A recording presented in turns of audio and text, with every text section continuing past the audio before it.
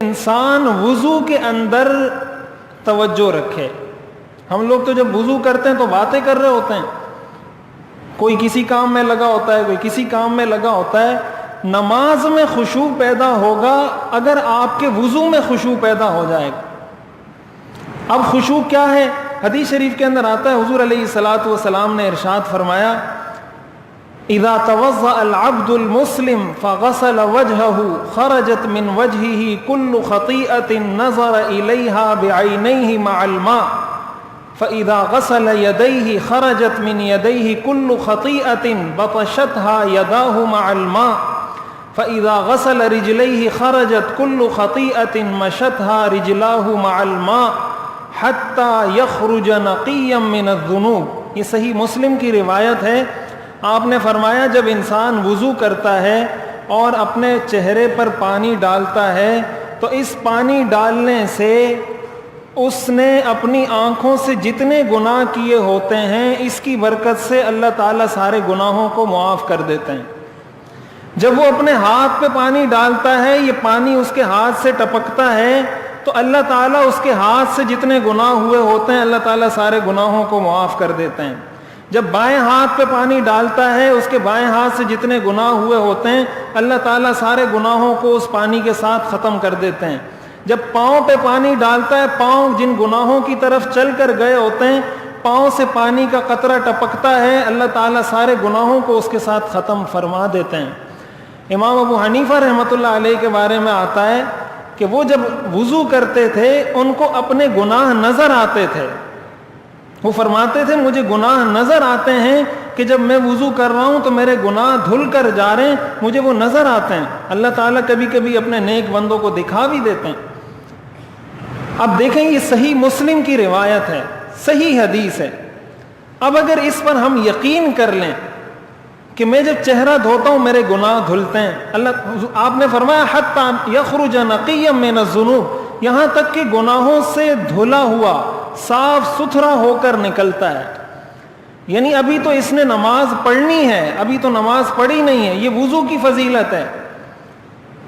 لیکن یہ کب ہوگا؟ یہ اس وقت ہوگا جب میں چہرے پر پانی ڈالوں تو میرے تصور میں یہ بات تو ہمیں نظر آتی ہے کہ میں نے ہاتھ دھویا تو میل اس سے نکل گئی. میل تو نظر آنے والی چیز ہے, گناہ نظر آنے والی چیز نہیں ہے. ہم مسلمان ہیں, ہمارا ایمان بالغیب ہے. بہت ساری ان چیزوں پر ہم ایمان رکھتے ہیں جو ہمیں نظر نہیں آتی. اللہ تعالیٰ کو ہم نے دیکھا نہیں ہے, حضور علیہ الصلوۃ والسلام کو ہم نے دیکھا نہیں ہے, فرشتوں کو ہم نے دیکھا نہیں ہے, جتنے انبیاء گزرے ہیں سب پر ہم ایمان رکھتے ہیں, ہم نے کسی کو دیکھا نہیں ہے. جنت جہنم کو ہم نے دیکھا نہیں ہے, عذاب قبر کو ہم نے دیکھا نہیں ہے. ان ساری چیزوں پر ہم ایمان لاتے ہیں. اور یہ تو وہ چیزیں جس کی آج سائنس تائید کر رہی ہے, اگرچہ اسلام کو ہرگز اس بات کی ضرورت نہیں ہے کہ سائنس اس کی تائید کرتی ہے یا اس کی نفی کرتی ہے. اگر سائنس اس کی نفی بھی کرے, جب حضور کا حکم ہوگا ہم اسی طرح کریں گے. لیکن آج کی جدید ریسرچ اس بات کو ثابت کر رہی ہے.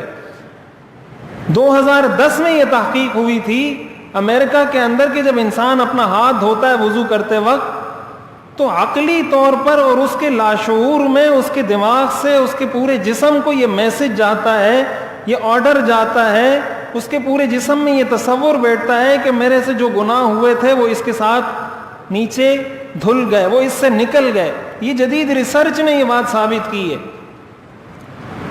تو اگر ہم وضو کرتے وقت چہرے پر پانی ڈالیں اور جب پانی ڈال لیں تو ہم یہ یقین کر لیں کہ اللہ تعالیٰ نے میرے چہرے کے گناہوں کو معاف کر دیا ہے. پھر ہاتھ پہ پانی ڈالیں, یہ تصور کریں کہ اللہ نے میرے ہاتھ سے ہوئے سارے گناہوں کو معاف کر دیا ہے.